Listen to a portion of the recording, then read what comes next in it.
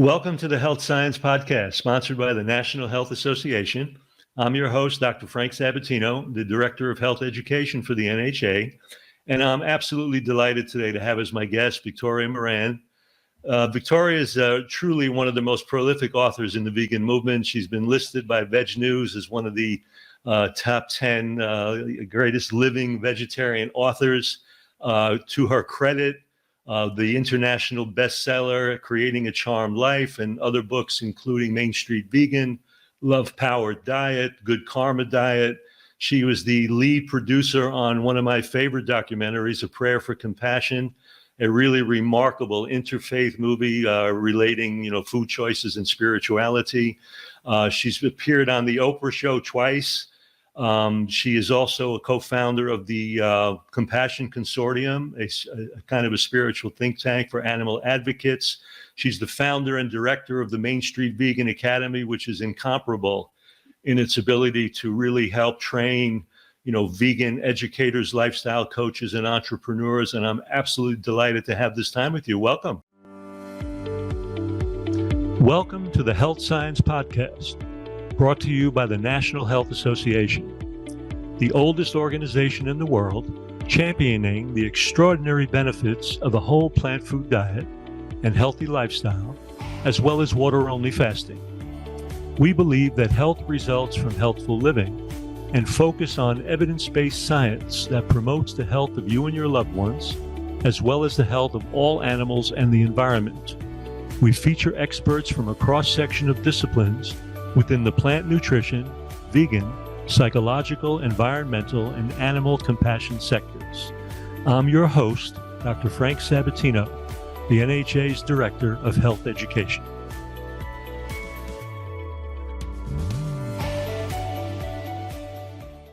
Oh, I'm always delighted to have time with you, Frank. I always think of the first time I met you. It was at an NHA conference. I guess we were still called Natural Hygiene back then. I think it was 1985 in Ontario. And I remember just thinking, the hygienic doctors are getting better looking every year. But I can't match that PETA Sexiest Vegan 2016. You know that. So well, sexiest vegan you over 50. You definitely trumped me. So, you in your bio, you list this, up front that you are an obesity survivor. And I want to just touch on that just a little bit, because sometimes it's about just finding a little light in a dark place. And I know when you're going through those situations in your own life, I don't know how far back that goes in your life in terms of your childhood or early teenage years, but I do know that one of the ways that you found that light was kind of marrying your interest in the ethical consideration of animal welfare with some of the principles of natural hygiene. And you kind of married that under the influence of someone like Jay Dinshaw. I'd love for you to talk a little bit about how that marriage created this opportunity on your path to recovery, just a little bit. I think it's a very important dance. Well, the weight issues for me and the compulsive eating go back as far as I can remember, and probably before I can remember. My dad was an osteopathic physician. He was ear, nose, and throat. But he got very interested in weight loss during his professional life. So by the time I was, 8 or 9, his practice was largely weight loss. He and my mom at one point opened something called a reducing salon, which was kind of a precursor to health clubs, except not very healthy. And they had belts and rollers that you were supposed to jiggle on. Do they have the shaking machines? Shaking machines. And I was a fat kid and I was bad for business. And so it plagued me throughout my childhood when I was a teenager and old enough to say, take your diet and do something with it. I gave myself diets. So I remember like a precursor to Atkins, when Atkins was first coming around, kind of Atkins 1 and maybe the 80s. I'm thinking, this is not new, because my dad brought me this very same diet. It was called Stillman in the 60s. So it was always binging, dieting, living in these little short bursts when I would lose weight and feel that I was worthy of going out into the world and having fun and doing things, I would do it. And I have a whole new, different definition of fast living, because that's what I did. I had to live in the 2 to 3 weeks before I started binging again and would gain the weight back. So it was very, very insidious for me. Was this through teenage years we're talking about now? Oh, teenage and 20s. Okay, all right. And it got to the point where I always describe it as like a rubber band, and you can just stretch it, and it's fine, and it's still a rubber band, but one day it breaks. And how are you going to put it back together? And to me, that's what it is, from going from being a victim of the standard American diet, which is designed to create obesity and pathological hunger. And it goes beyond emotional eating and eating to feel better, calm down, deal with life, to the point of addiction. That's when the rubber band breaks. And that's where I was. So what ultimately happened for me, short version of a very long story, is that I was 33 years old. My daughter had been born in the spring, and I was breastfeeding, and I was periodically binging. And it was a problem because I knew that my daughter deserved a mom who wasn't an addict, but I didn't know how not to be one. And I also really wanted her to be vegan. And I'd been vegetarian for some years, and I'd be vegan for a while, and I think I was vegan, and then I would fall off the wagon. So I was just a mess. And this was November of 1983. And I went looking for an Overeaters Anonymous meeting. Now, I had been going off and on for several years by that time, and I'd actually had a few years of success with that, of eating reasonably, and then just miserable, awful relapses. But that particular day, I couldn't find the meeting, and I was stuck in this maze of doors in a church basement. And I'm not exactly sure what happened, except that somehow I was on the floor, and somehow I was on my knees. And I just said, okay, God, whatever you want me to eat, whatever you want me to do, whatever. I'm out of the food business. And when that experience was over, I knew two things. One was that if I did find that meeting and did what those people told me, that I could heal a day at a time the deep spiritual nagging that was behind this. In my case, I was certain. And also, you can be vegan. In fact, if there is a God who created all life, why wouldn't this God want me to protect fellow creatures? And here I'd been going along thinking, well, if I were vegan, that's just because I want my way and I'm kind of rebellious. Why don't I just go on the Atkins-Stillman diet like everybody else? But in that moment, I knew that in a way I could have it all as long as I surrendered it all, if that makes sense. Yeah. And that started everything. And I now have 39 years without binge eating and of being vegan. Slips and slides here and there in those early years along the way, but just little oomphs, nothing that made me say, oh, now I can't say I'm vegan anymore. Little mistakes, be good to yourself, get back up. So that's how it's been for me for almost 40 years. 60 pounds or maybe more, because I stopped weighing at 180. I couldn't stand it to go beyond that. And it's just been such a gift. I didn't really think I would ever have recovery or relief or freedom. And it's just been the best thing ever. Yeah, when you're in the throes of addiction, of course, the brain is hijacked, actually. So that part of the brain that's telling you that those substances, or in this case, food, or it could be drugs, could be alcohol, whatever, you get to that place where the rubber band breaks, as you said, where you're no longer even doing those things for pleasure. You're doing it just to quiet the pain and the discomfort of not doing it. And what happens is at that point, there's such a hijacking of the brain that I want to touch on that with you just to drop, because I'd love for you. You've spent a lot of your life, even periods of time where a number of your books were directed at the entire spiritual component of things, where you went past just the idea of diet and the physical construct of the benefit that comes out of eating in a healthy way, which is a place where most people can actually really just get stuck. It just becomes that. And what happens is in that, and this happens to people with addictions and disease, not only is there a denial, but there's that sense of self-centeredness. There's almost a narcissistic involution of the person because you're so tied into getting that next fix or to doing whatever.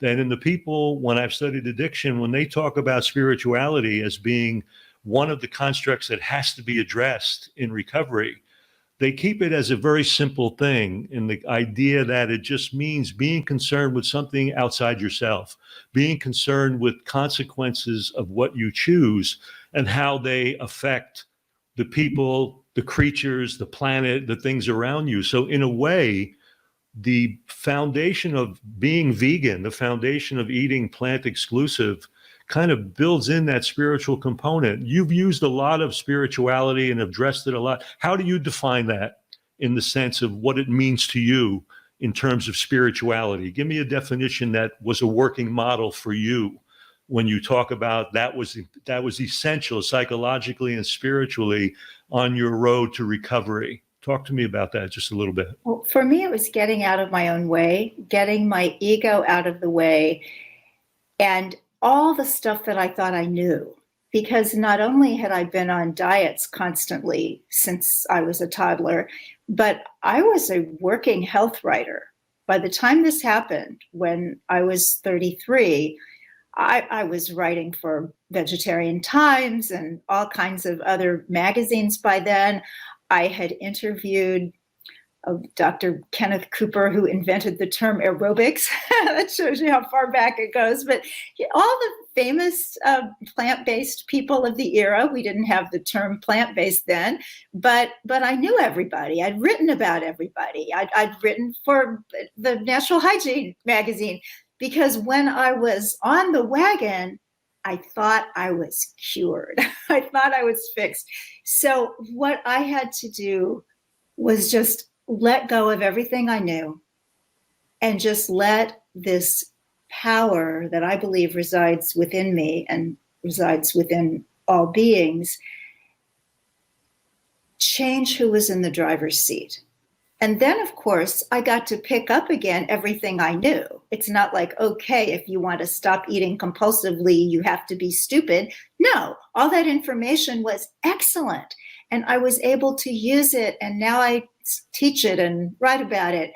But I had to be willing to get out of my own way, to remember that I don't run the universe. And what's so wonderful about all of the spiritual recovery programs that I'm familiar with is that this concept of a higher power can be your own. And it doesn't have to be a traditional God. I'm cool with that. But for people who aren't, your higher power could actually be something like the incredible body of science attesting to the validity of a whole food plant-based diet. As long as it's something else. Right. Well, it seems to work.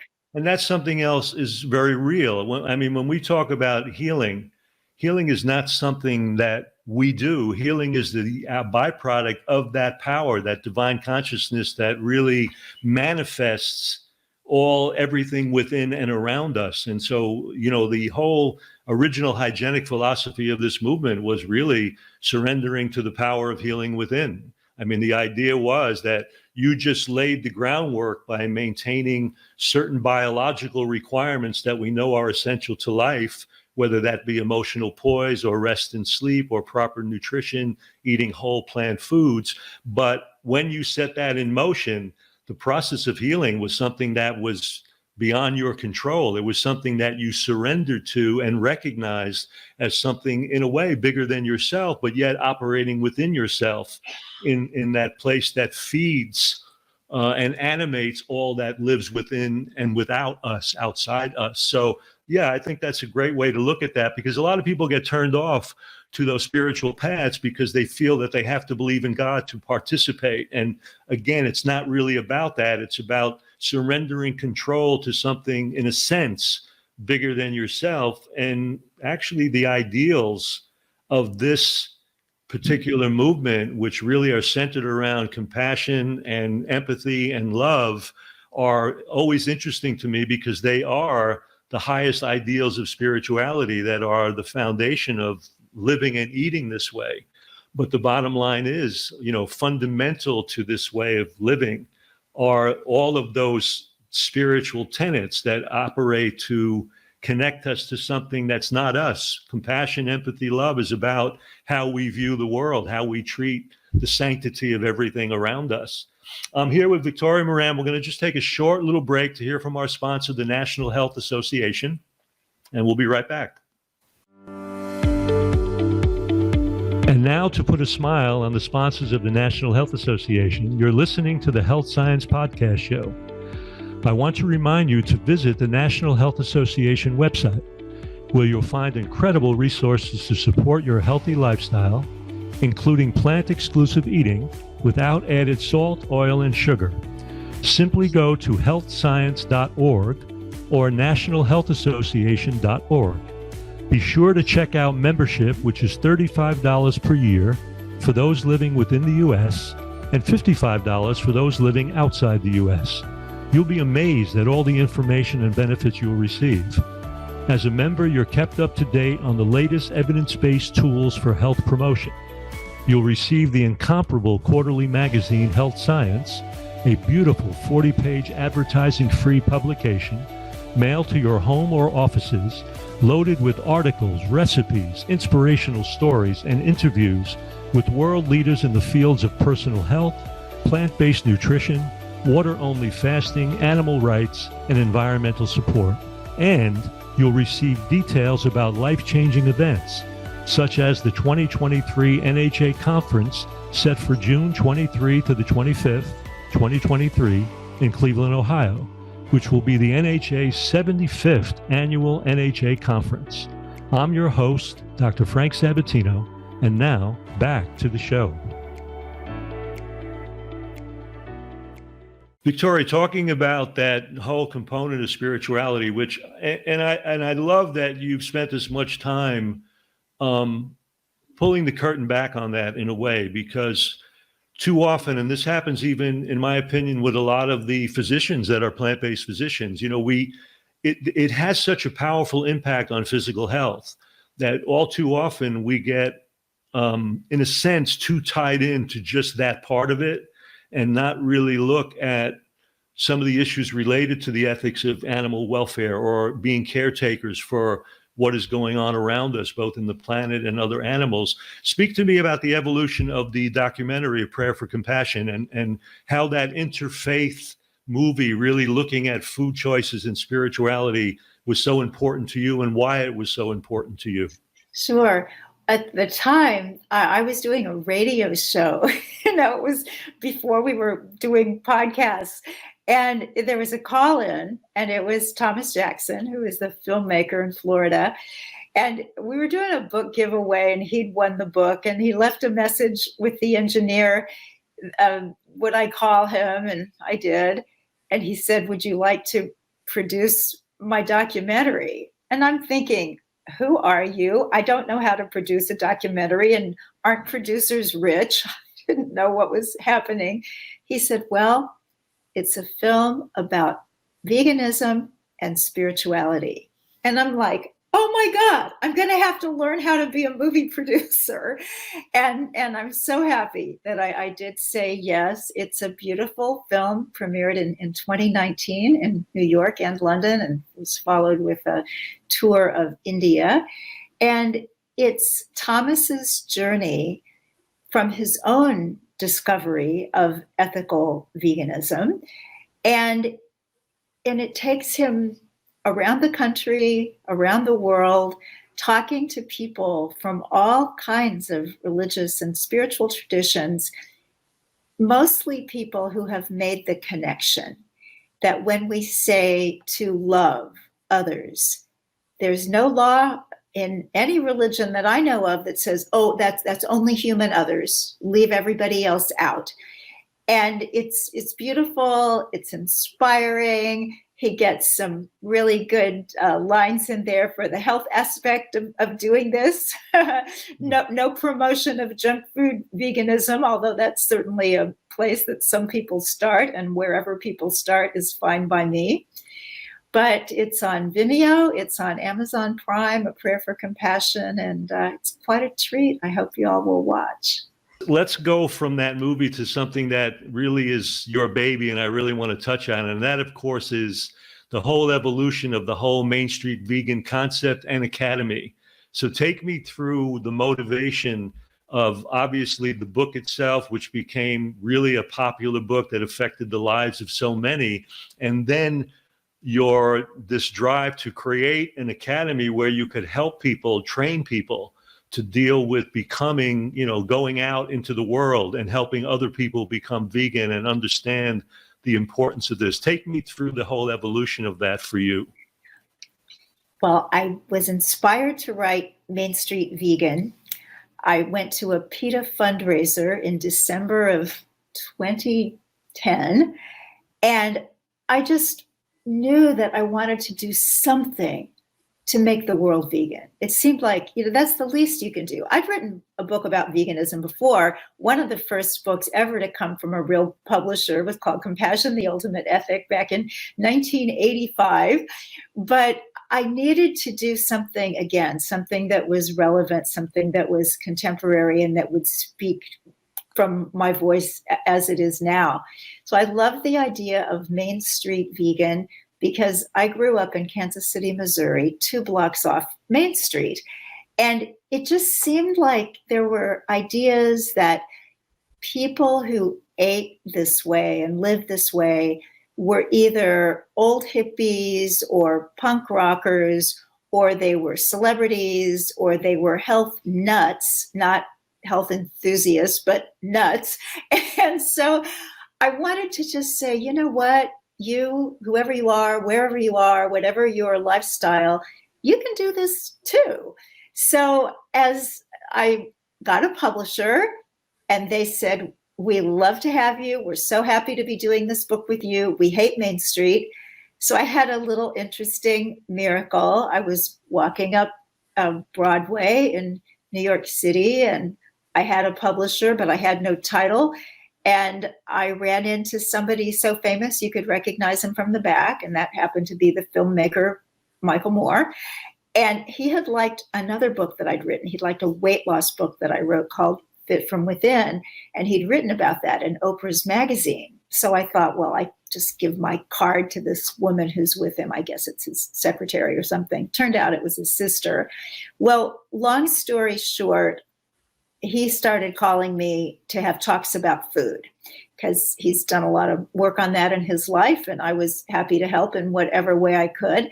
And one night we were talking about food, and I just happened to say, this book I'm writing, it's supposed to be called Main Street Vegan. The publisher doesn't like that. I don't have a better title. He said, it's a perfect title. Let me talk to them. So we had a 3-way call, an Academy Award winner, my editor, and me. He convinced her. She convinced the higher-ups at the publishing house. And 3 days later, she called me and said, okay, Main Street Vegan is your title. And the minute she told me that, it was just like these bubble captions, like in the comic books, started popping all over. There needs to be a Main Street Vegan radio show. There needs to be a Main Street Vegan production company. There needs to be Main Street Vegan Academy, training and certifying vegan lifestyle coaches and educators. And there has been. Since June of 2012, we've done 34 classes to date. We'll do class number 35 this fall. And we have practicing coaches, authors, influencers, people working for plant-based health companies and organizations, animal rights organizations. We have just got people setting the world on fire, and all kinds of wonderful businesses, from vegan cowboy boots to a vegan B&B to a whole food plant-based cooking resort in Costa Rica. We've got people around the world in 32 countries on 6 continents changing the world. And it's absolutely thrilling to be a part of that. Yeah, and I want to tell you that, I've had my connection to that program. You had me, you invited me to teach at different points in that program. And I have to tell the audience it's an incomparable program. There's really nothing like it. It is unique. As Victoria is saying, you have this way of not only teaching people about the nuts and bolts of vegan, but how can they market it into the world? How could they blaze a path that brings the consciousness of the entire vegan lifestyle from the standpoint of health and nutrition and business? I don't know any program that does it the way that program actually does it. So that's a real testimony to you. And I really want to say that up front.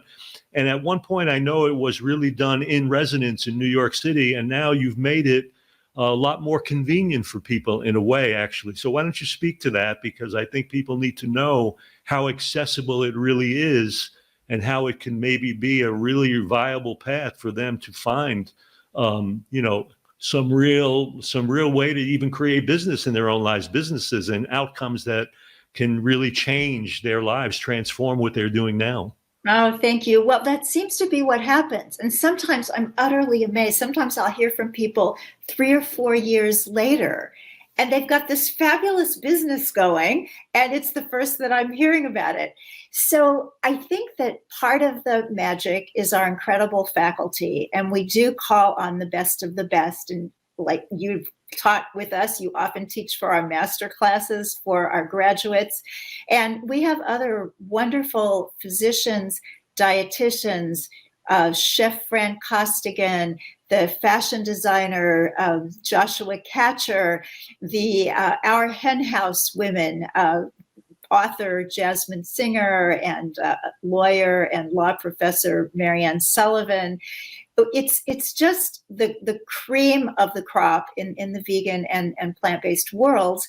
And we have this interesting kind of tier system where we start with vegan principles. So everybody has to read some books. Everybody has to watch some documentaries. We want everybody to have this minimum level, whether they've been vegan or plant-based for a year or 20. So there's experts. When you leave Main Street Vegan Academy, you are an expert on the vegan lifestyle in all its aspects.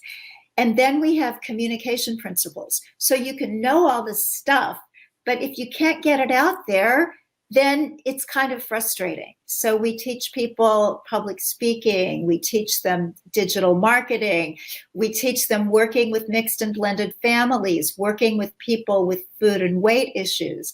And then we have business principles so that the people who want to do coaching, because that's what the certification is, vegan lifestyle coach and educator, or whether they want to open a business or do something else, they know how to sell it. They know how to present themselves and this lifestyle and be able to just get out there and do it. We offer kind of a small business 101 so people know about insurance and self-employment taxes and all the things that they need to start right this minute.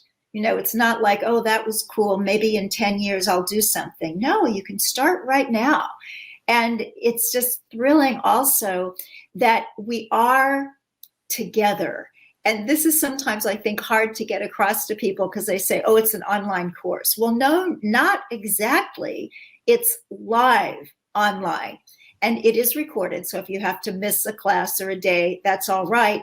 But it is live so that you can actually talk with Dr. Frank or Dr. Milton Mills or La Diva dietitian Marty Davy or whoever happens to be teaching that day.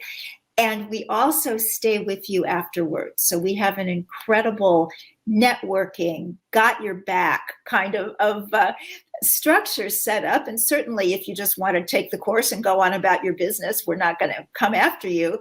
But all of this support after the fact is available, because sometimes you get all psyched up, like I've got all this information and I'm so excited and I'm going to go out and I'm going to do all this cool stuff. And then it's kind of deer in the headlights. So we're there. We're backing you up all the way. And it's just the most wonderful feeling to be part of a community like this.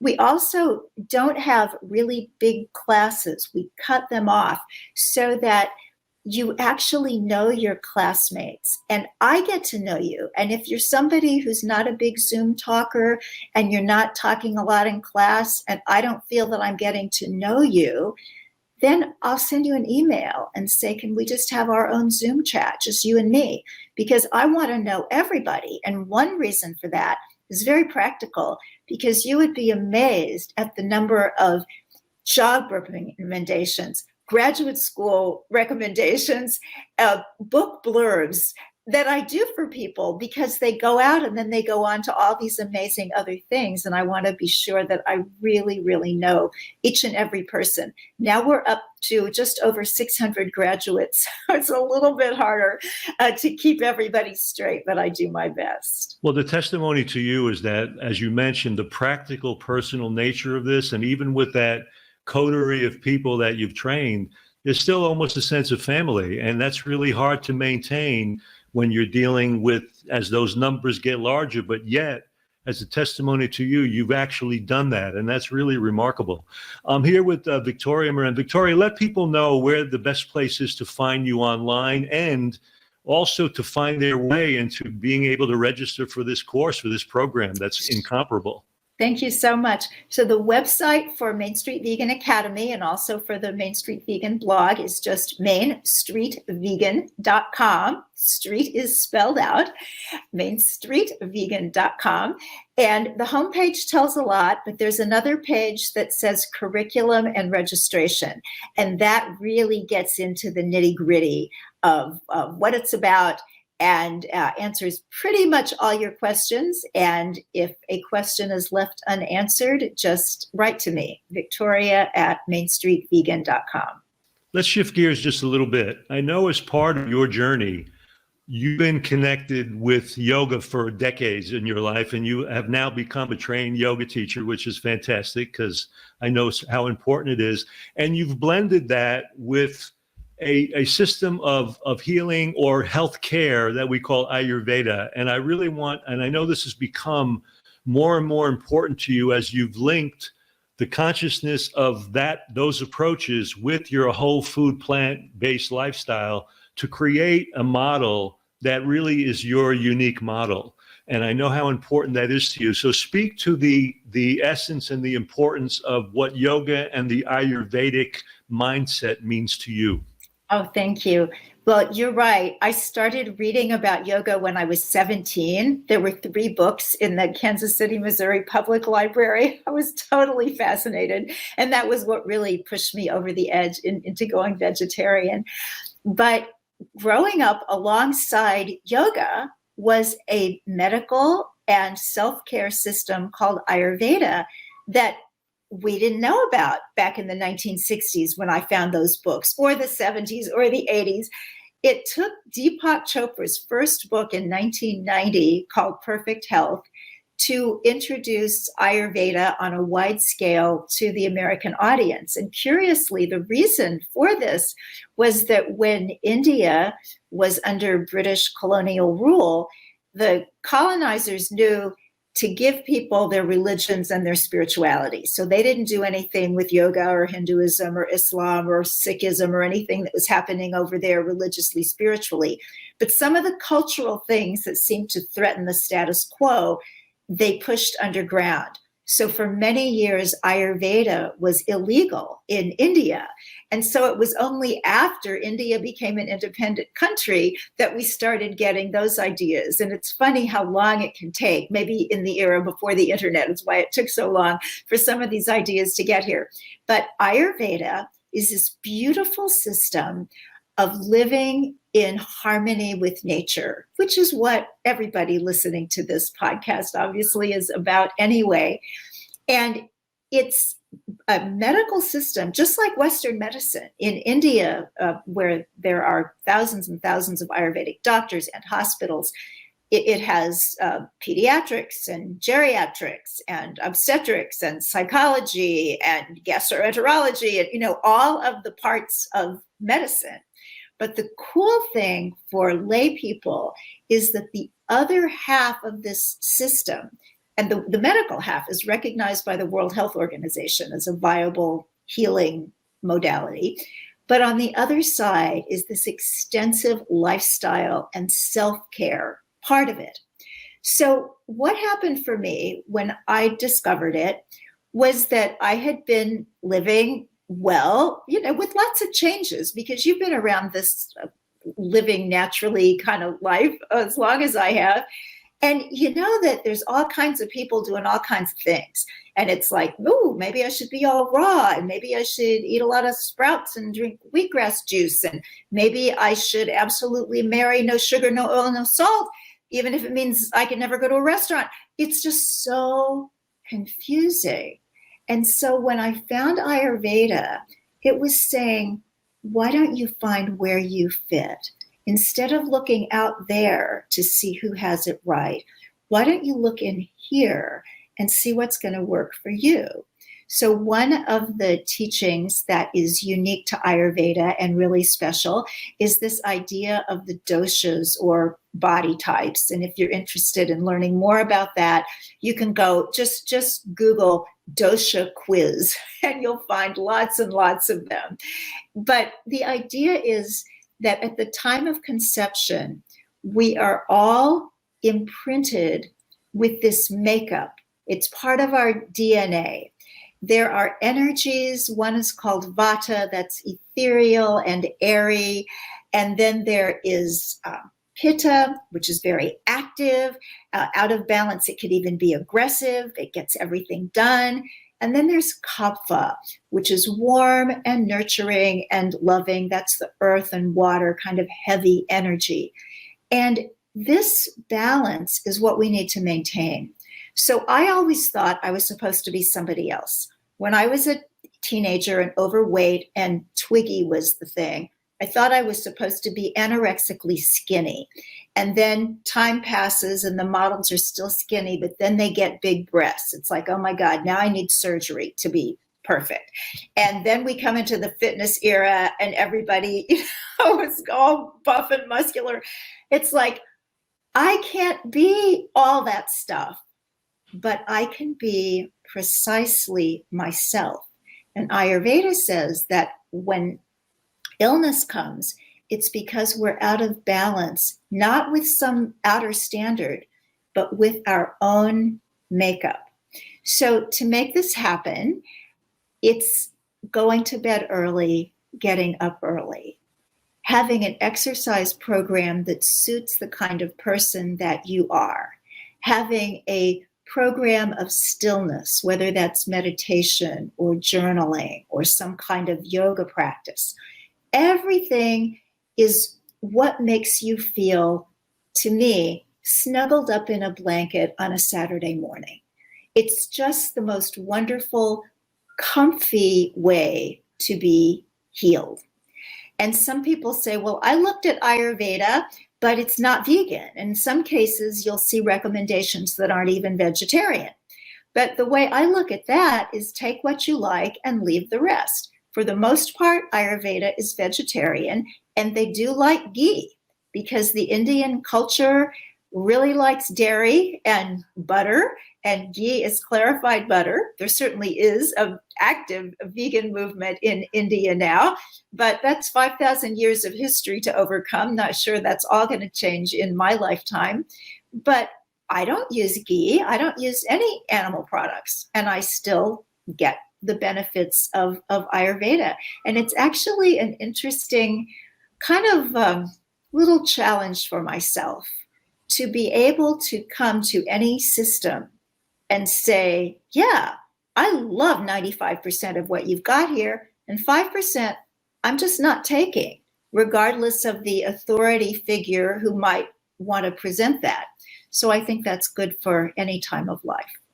Well, I think that's important. One of the drawbacks we've always seen, even as physicians and people using the principles of, let's take natural hygiene, for example, there were ideal principles that people felt they had to ardently incorporate, even at times when they may not have been in their best interest. For example, there are people, let's say, that have ulcerative colitis, and you may think eating ideally raw food would be an ideal situation, but you could actually kill that person in a very short time by doing that. So it always comes down to, how do we take a philosophy and principles and match it to the real needs practically of the person that either you are or is in front of you, in the case of you being a physician, so that you can apply the philosophy, take from it what will provide the greatest benefit in that moment. And that's a lot of what you're talking about. How do we move past just the ardent, fiery, zealot connection to a set of principles and apply them in a way that is in our best interest, by taking from them those things that in the moment or in that phase of your life are going to be the most important. And sometimes you're putting people on, different kinds of cooked food, and you're doing this, or you're taking food away, or whatever the case may be. So it's a very real piece. Now, I know that you're also in the process of establishing a retreat to present and to share these principles. So talk a little bit about that, when that is, and how that's structured, and what your connection to that is. Thank you. It's called Acing Age with Ayurveda. And one of the things that I'm loving so much about Ayurveda now that I am 72 is that it really speaks to the post-50 decades in a way that I don't know that any other system does quite so perfectly. And that is, we talked about that Vata energy, that kind of earth and air and ether energy. And what happens when people get older, even healthy people who exercise, people who eat wonderfully, is we tend to get a little drier. And we tend to, maybe the digestion is a little bit slower. One of the wisest things I ever heard in Ayurveda was a physician, they call them Vaidyas, the Ayurvedic doctors, who said, no food is nutritious that you can't digest. And that to me was just, it was a revelation, because I had been forcing myself to get down whatever somebody said was good.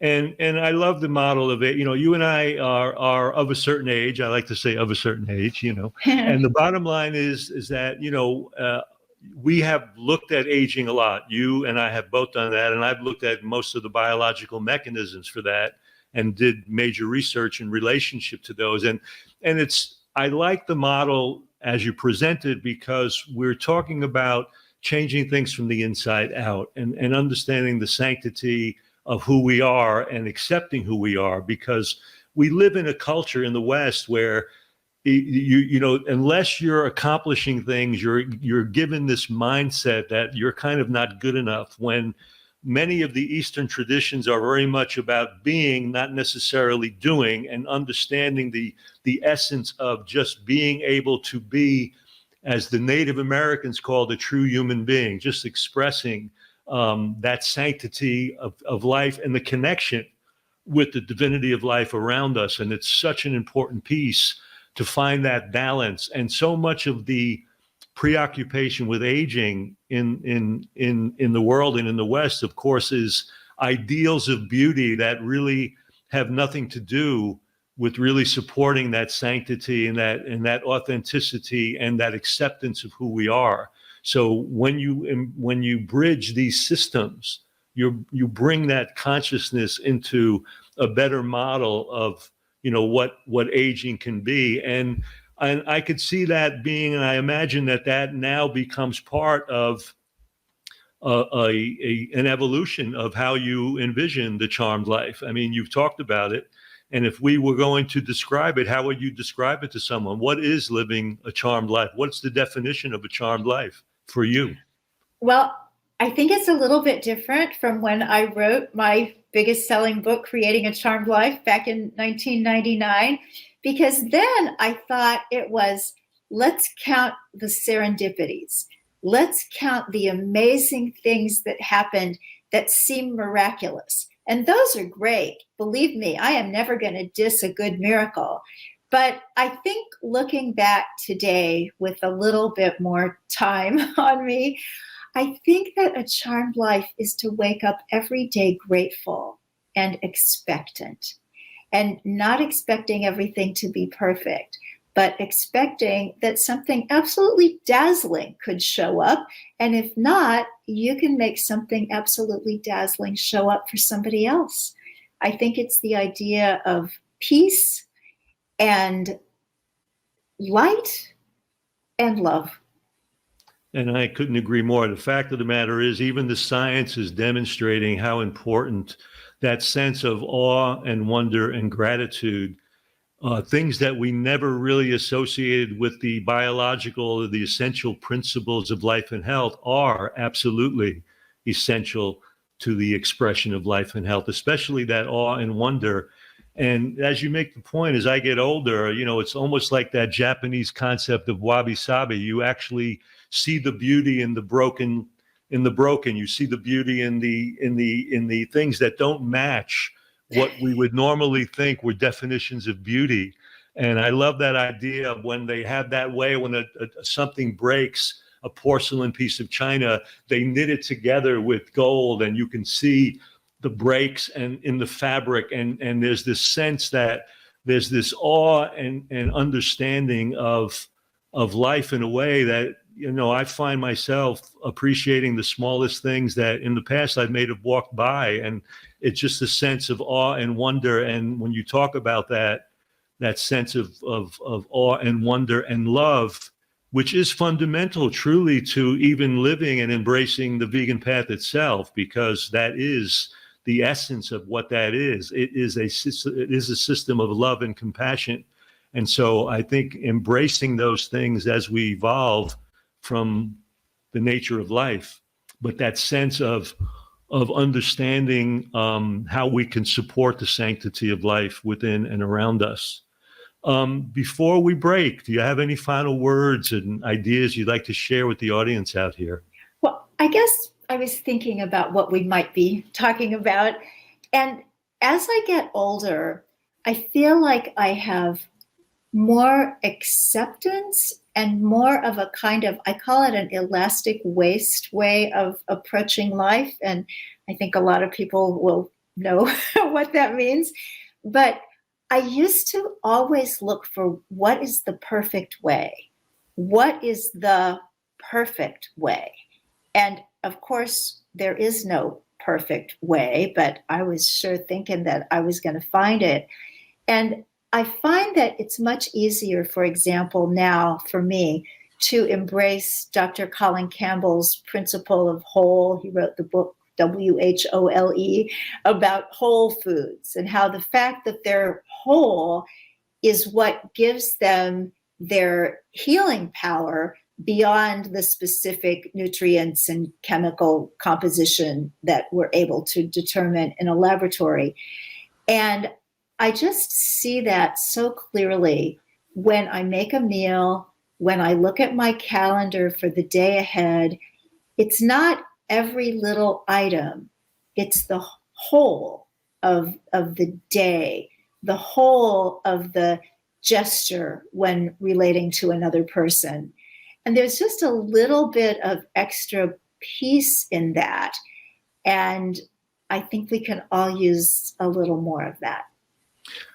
I think that's fantastic. Let me just share this with you and see what you think about this, because when you talked about that sense of gratitude, and I talked about being really in much more awe of the simple things in life, things have gotten much simpler, where I appreciate things and surrender to those present time moments a lot easier now. And I think some of it has to do with the idea that as you get older, there is a little bit more of this sense of mortality that plays in, where you have a sense that there's finite number of moments left, But what's intriguing is that as you have that sense of awe and wonder and gratitude, and you come from more present time awareness, that there's an eternity in each of those moments. So it's kind of this conundrum when you have this way of looking at aging, where you realize that, yes, there might be some sense of finality, but every moment that you're able to embrace in that awesome present time manner with gratitude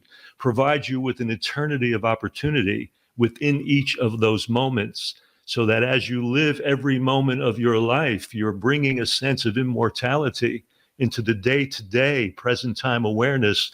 And to me, that's really a profound way to look at aging. What do you feel about that idea of really bridging that idea of the sense of finality and mortality, but with this sense of immortality that we have in every moment that we can breathe and live and have gratitude for?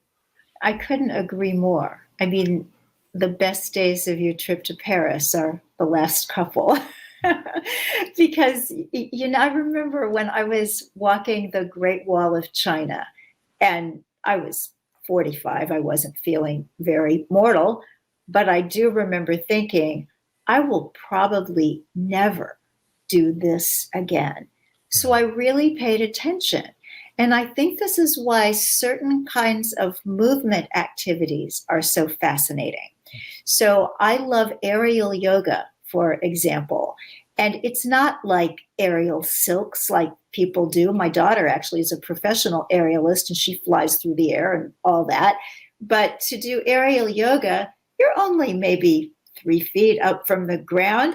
So it's not anything daredevil. And yet you've got to really pay attention, because you don't want to fall on your head even from 3 feet. So I think sometimes we almost have to be forced to pay attention. And when we do, then we can see the beauty around us. I've even heard of little disciplines that people set for themselves, of setting an alarm a few times a day, when we're just reminding ourselves to find some beauty, find some love, find something sweet and quirky. And if you live with a dog or a cat, you can find that pretty easily. When all else fails, look at your companion animal. But it's just so lovely to know that all this beauty is in life, especially when things are challenging. They've been challenging just generally, universally, for the past 3 years, heaven knows. And it's rough sometimes, personally and collectively. But even in those times, the wonder is still there. It's just that we deprive ourselves of those few moments every day to look for it. Sometimes it just, blows your head off. Like I told the Michael Moore story. I mean, what is the likelihood? I'm a girl from Kansas City who happens to live in New York. I happen to be walking up Broadway at the particular time of day when this famous person who is able to help me happens to be there. You can't make this stuff up, and you don't get to pick either. It's sort of like a lot of people don't like Michael Moore. What if I didn't like Michael Moore? But he's the one, he was there. And so those kinds of things, like you meet the person you fall in love with, you get a big raise or something happens. It's like, whoa, those are the outer ones, and they're great. But all the other ones, you have to stop and look for what you talked about, these little things. But they're only little when measured by the outside. Because when they really touch your heart, they're gigantic. Well, I want to thank you so much for your time today, sharing your words of wisdom and your information. And thank you for just being a guest today with us. I want to encourage the audience to follow Victoria. We have the information in the show notes. She shared some of the information for online access. I absolutely encourage you, if you have an interest in really moving into the business of sharing this vegan message in a powerful way, to enlist and attend the Main Street Vegan Academy. There is really nothing like it. It is incomparable. And if you have a chance to follow and participate in the Ayurvedic retreat that Victoria is going to be setting in motion, and that the link to that will be in the show notes. I want to thank our guest today for attending and listening to this podcast, because without you, I couldn't do, and we couldn't do what we do.